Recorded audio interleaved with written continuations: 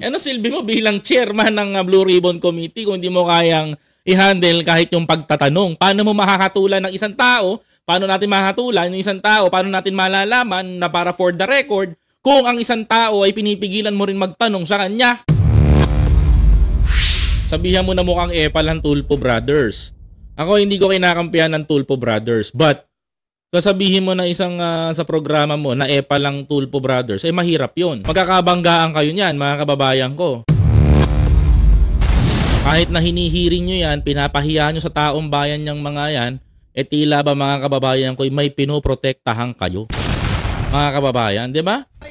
Nagpatuloy ang line of questioning hanggang sa kalaunan, nagmosyon na si Senate Majority Leader Joel Villanueva para isabpina ang fraud audit reports ng COA. Oh, I so move, Mr. Chair.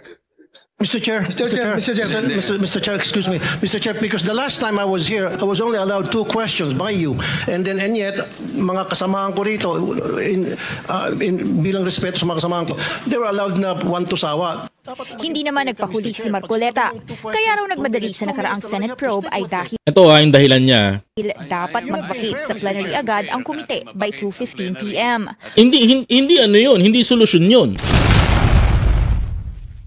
Mr. Chair, pinaburan mo lahat. Except sa isang senador. Ibig sabihin niyan, pinag-iinitan mo ba? O may hidwaan kayo? Ano ba? Tuwing alas 3 kasi ng hapon ng sesyon. Kaya naman sabi ko sa inyo, pasensya na muna. Hindi pwede pasensya na.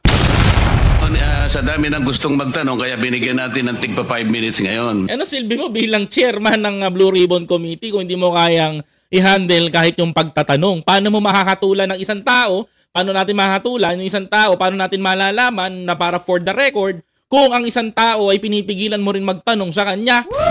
Senador din si Tulfo, mga kababayan ko. Hindi yan ordinaryong tao. Matapos nito, nagsunod-sunod na ang kagustuhan ng mga senador magtanong. Ito pa yung nandito kung wala na si Senator Marcos,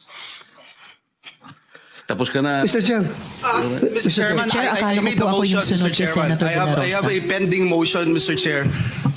I second the motion. Kasi tapusin muna natin yung... Ang gulo ng Senado. Nakakahiya yung ganyan. If we compare Gordon, mas maayos pa si Gordon kung nagkakataon eh. Bitin na kasi hindi tayo... na para tayo nagpapatintero, Madam COA eh. Kalaunan, mga dokumento. Una nang inihayag ni Marcoleta sa isang interview na mukhang epal ang Tulfo Brothers sa probe ng kanyang komite. Diyan ka nagkakamali. Sabihan mo na mukhang epal ang Tulfo Brothers.